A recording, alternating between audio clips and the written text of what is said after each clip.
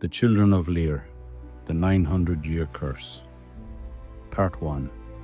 The election of the king. The world was not always as it is now.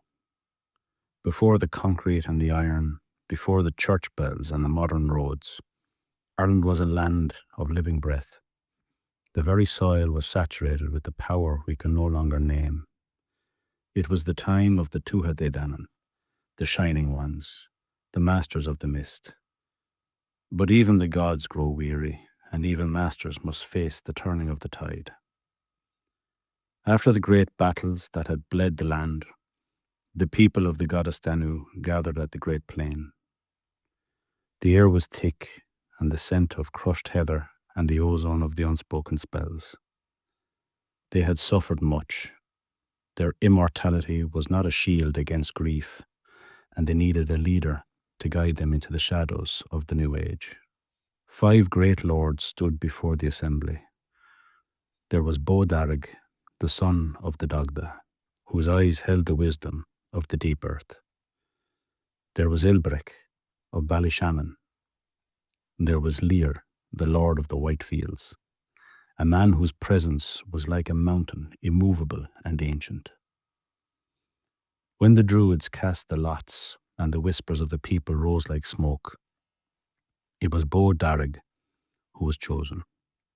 The crowd roared, but Lir stood silent. He did not shout, he did not protest, but the air around him grew cold. He turned his back on the new king and walked away, his heavy boots crushing the grass, leaving a trail of frost in his wake. The other lords wanted to punish him. They wanted to hunt him down for his perceived insult to the crown. But Darragh was a king of peace. He knew that the man in grief is more dangerous than a man in anger. Lir had recently lost his beloved wife, and his heart was his hollowed chamber. Let him be, the king said. Time is a long river, and it will eventually bring him back to us. Part 2. The Marriage of the Mist. Years passed, and the wounds in Lir's heart began to fester in the silence of his castle. He sat by the hearth, watching the embers die, seeing only the ghost of a woman he had lost. Seeing this, Darragh reached out a hand of friendship. He offered Lir a choice of his own foster daughters, 3 women of incredible beauty and magical lineage. Lir chose the eldest, Eve. When they married, it was as if the sun had finally broken through the grey clouds of his life. The magic of their union brought a brief golden summer to the white fields.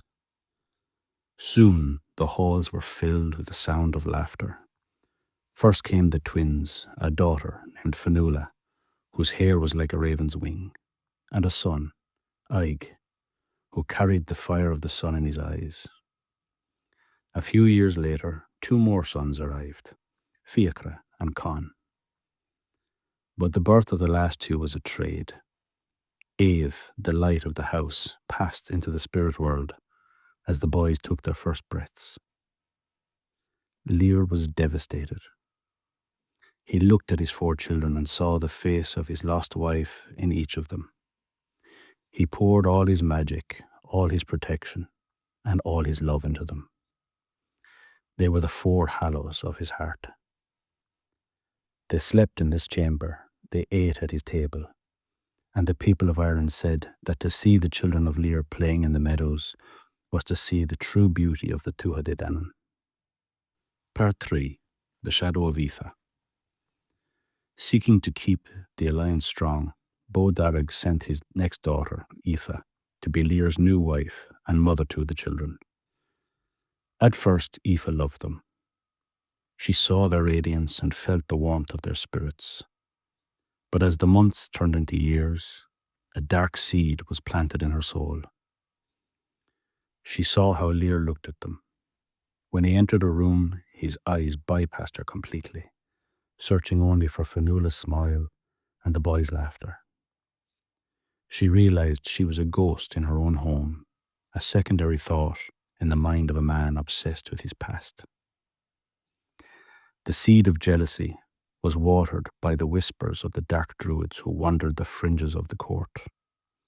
"You are a queen of the Danann," they whispered in her dreams. "Why should you be a servant to the children of another woman?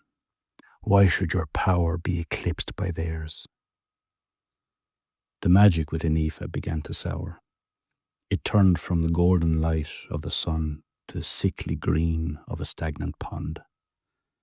She feigned illness, spending a year in a darkened room, plotting how to remove the light of Lir's life so that they would finally have eyes only for her.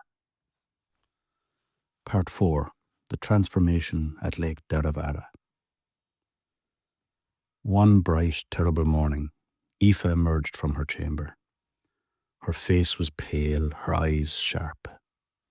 She insisted on taking the children to visit their grandfather, Bodarg. Lir, trusting his wife and happy to see her recovered, kissed his children goodbye. He did not see the black raven circling above the chariot. He did not feel the shift in the wind that signaled a curse was in motion. They travelled until they reached the shores of Lake Derravaragh. The water was still as a mirror, reflecting a sky that seemed too blue for what was about to happen. "Go," Aoife said, her voice cracking like parchment paper. "Go into the water and bathe. The heat of the journey has tired you."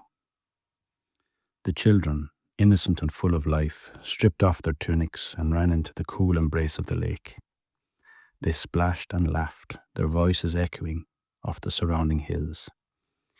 Aoife stood on the shore, her hand trembling as she reached for her druid's wand, a staff of rowan wood, carved with runes of a binding and transformation spell.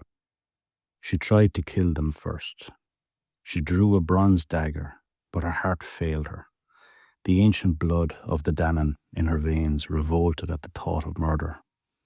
But if she could not kill them, she would erase them. She raised the wand. The air grew heavy, thick with the smell of sulphur and old bones. A green lightning danced along the surface of the water. Fionnuala looked up, her dark eyes widening in terror. "Stepmother, what are you doing?" Aoife screamed the words of the curse. It was a sound that tore the fabric of the morning. "Out upon the wild waves, through the cold and the grey, wear the feathers of the bird until the ending of the day. 900 years of wandering, 900 years of pain, until the bell of a new god rings across the plain." A blinding flash hit the water where the 4 children were playing. There was only a violent churning of foam. From the bubbles emerged 4 magnificent swans. Their feathers were whiter than the snow on the peaks of Kerry, but their eyes remained human, filled with the devastating realization of their fate. Part 5. The 300 Years of Peace. Aoife looked at what she had done and felt a momentary surge of triumph, followed by the crushing weight of horror. Fionnuala, possessing the voice of a goddess even in her bird form, swam toward the shore. "You've done a terrible thing, Aoife," the swan maiden sang. The melody was so beautiful it caused the leaves of the trees to weep dew. "You have stolen our lives, but you have not stolen our souls. What is our fate? When shall the darkness end?" Aoife, trembling, replied, "You shall spend 300 years on this lake, Lake Derravaragh. Then 300 years on the Sea of Moyle, where the currents are the knives of ice. And finally, 300 years at Eris and Inishglora, where the Atlantic will batter your wings. Only when a woman from the south marries a man from the north and the sound of a holy bell rings will you be free." When Lir found out, his grief was a storm that shook the foundations of Ireland. He went to the lake and he wept until the water level rose. He spoke to his children, and for 300 years the shores of Derravaragh became a place of pilgrimage. The Tuatha De Danann brought their harps and their stories, and every night the 4 swans sang songs that had been taught to them by the stars. It was a time of bittersweet beauty. They were cursed, yes, but they were still in the heart of Ireland. They were still loved. But time is a cruel master. Bo Darragh, in his fury, transformed Aoife into a demon of the air, cursed to wander the winds until the end of time. But the curse on the children could not be undone. Magic of that depth, once cast, must run its course. Part 6. The Sea of Moyle. The day finally came when the first 300 years ended. A cold wind blew from the north, and a power greater than the children pulled them from the calm waters of Derravaragh. They flew into the sky, their wings beating a slow, rhythmic drum, and headed toward the Sea of Moyle, the treacherous stretch of water between Ireland and Scotland. If Derravaragh was a dream, Moyle was a nightmare. The magic here was different. It was the magic of the deep, salt-crusted and ancient. The waves rose like jagged mountains of obsidian. The wind was a predator that sought to tear their feathers from their bodies. One night, a storm arrived that was so fierce the brothers feared they would be separated and lost in the dark. Fionnuala, the protector, called them to her. "My brothers, the darkness is coming. If we lose sight of one another, we are dead. Let us meet at the Rock of the Seals when the sun rises, if the gods allow us to see it." The storm was a living thing. It battered them, freezing the salt water into ice upon their wings. Fionnuala huddled in a cleft of a frozen rock, her heart breaking for her brothers. When the grey light of dawn finally broke, she saw them, 3 shivering, half-frozen birds struggling through the surf. She gathered them under her wings, her warmth keeping the spark of life flickering within them. For 300 years they endured this. They forgot the taste of cooked food. They forgot the warmth of a hearth. They lived on a raw silver of the fish and bitter salt of the sea. Their magic became the magic of endurance. Their songs turned from the light melodies of the court to the haunting, lonely cries of the deep ocean. Part 7. The Atlantic Edge. The final 300 years took them to the far west, to the edge of the world. At Eris and Inishglora, the Atlantic Ocean showed them the true scale of the universe. Here the magic was raw and untamed. They saw the great whales and the shimmering lights of the other world reflected in the waves. The world was changing around them. The Tuatha De Danann were fading. The magic of the mist was being replaced by the magic of iron and new men who had arrived on the shores. The swans watched from afar as the old forests were cut down and the ancient stone circles were abandoned. They were weary. Their feathers were ragged, their spirits thin. Fionnuala looked at her brothers and saw the toll of the 9 centuries. They were no longer children in swans' bodies. They were ancient souls trapped in cages of white. One day they flew over their father's old lands, the white fields. They looked down, expecting to see shining towers of Lir's castle. But there was nothing. Only mounds of earth covered in grass and nettles. The halls were gone. The laughter was gone. The very memory of their father had been swallowed by the soil.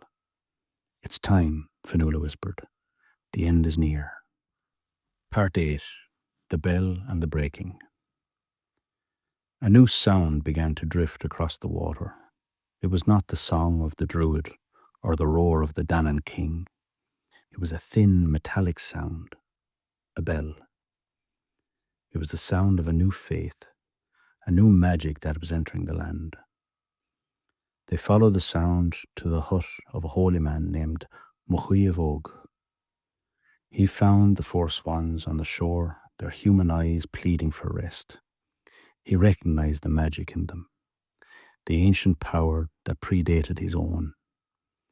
He took them in and fashioned 4 silver chains, connecting them so they would never be parted again.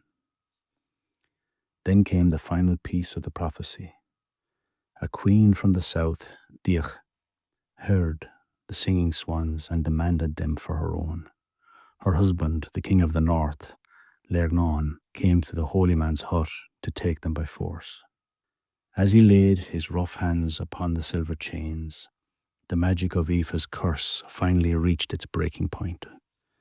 The feathers began to fall away like autumn leaves. The swan shapes dissolved into the mist. But the people did not see 4 young children. The curse had kept them alive for 900 years, but it had stopped the clock on their mortality. As the bird shapes faded, 4 incredibly old people appeared.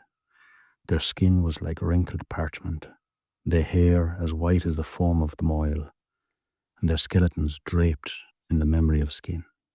Fionnuala, her voice a mere thread of silk, looked at the holy man.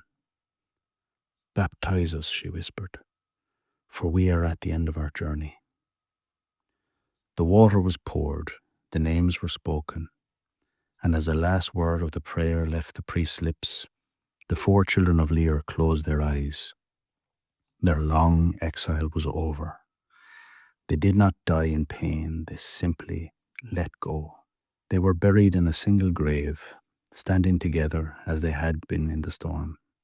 And they say that on certain nights, when the mist rolls in from the Atlantic and the moon is high, you can still hear the faint, ghostly song of 4 swans, reminding us that no matter how long the winter, the spring always comes, even if it takes 900 years. The children of Lir were not just victims of a jealous queen. They were the last witnesses to an Ireland that no longer exists. They carry the light of the Tuatha Dé Danann into a world of iron and stone, holding on to their humanity through 9 centuries of ice and salt. Their story reminds us that even the most enduring magic eventually bows to time, and that even the deepest sorrow finds its rest at the end of a journey. I've been your host, the Irish narrator. If these old echoes still move you, pull your chair closer to the fire next time, and we'll wake another legend together. Until then, walk safely and softly, and stay safe in the shadows.